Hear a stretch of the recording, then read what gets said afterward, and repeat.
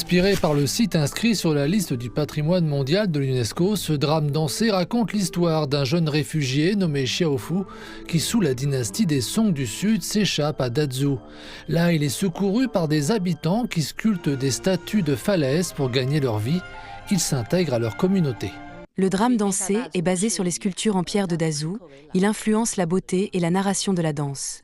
Il y a aussi un si beau message dans l'histoire, l'aspiration des gens à une vie meilleure. Dans le contexte chinois, le lieu nommé Dazhou porte une autre signification. Il symbolise l'abondance et l'épanouissement, reflétant les aspirations du peuple chinois de l'Antiquité à une vie meilleure.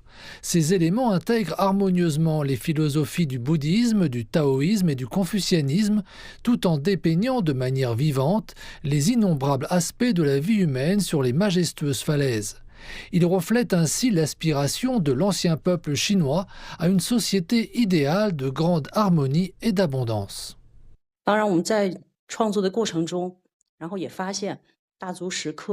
Pendant le processus de création, nous avons également découvert qu'il y avait 50 000 statues des sculptures en pierre de Dazhou et que les inscriptions comptaient 100 000 mots. Après de nombreuses dynasties, il nous est difficile d'exprimer tout le concept dans une pièce de danse de 90 minutes.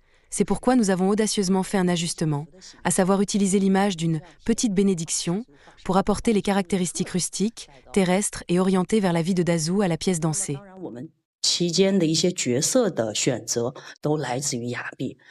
Première étape de la tournée nationale, Chongqing n'est pas seulement le lieu de naissance des sculptures rupestres de Dazhou, mais c'est aussi une importante source d'inspiration pour la création de cette pièce dansée. Le patrimoine culturel unique de la ville montagneuse de Chongqing ajoute des caractéristiques locales fortes à la pièce dansée, ce qui rend la première plus symbolique. Tout d'abord, je pense qu'il vaut mieux voir qu'entendre. Peu importe le nombre de fois que je fais l'expérience de tels personnages en répétition ou sur scène, c'est complètement différent de ce que j'imaginais avant de venir les voir aujourd'hui. J'en suis fier. Avec un patrimoine culturel aussi précieux en Chine, nous espérons que nos spectateurs en sauront plus sur la culture et l'art qui se cachent derrière notre spectacle. La première du drame dansé a reçu une réponse enthousiaste, en particulier la participation active du jeune public.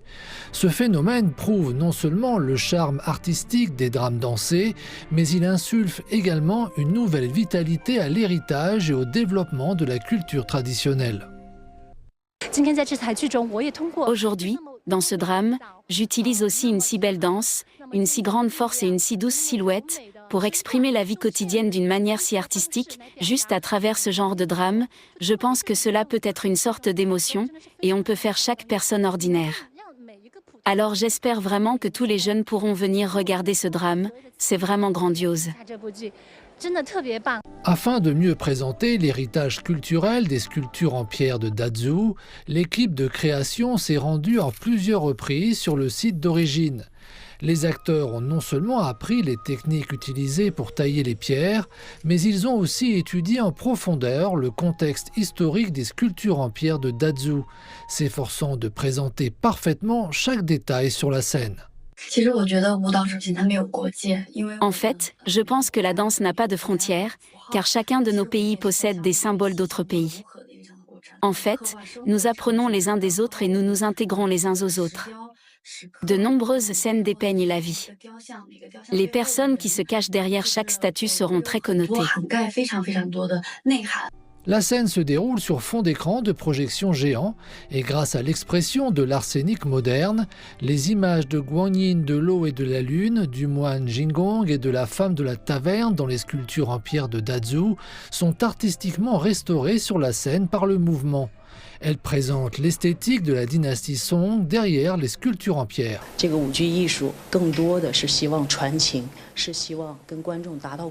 Cet art du drame dansé consiste davantage à transmettre de l'affection et à entrer en résonance avec le public.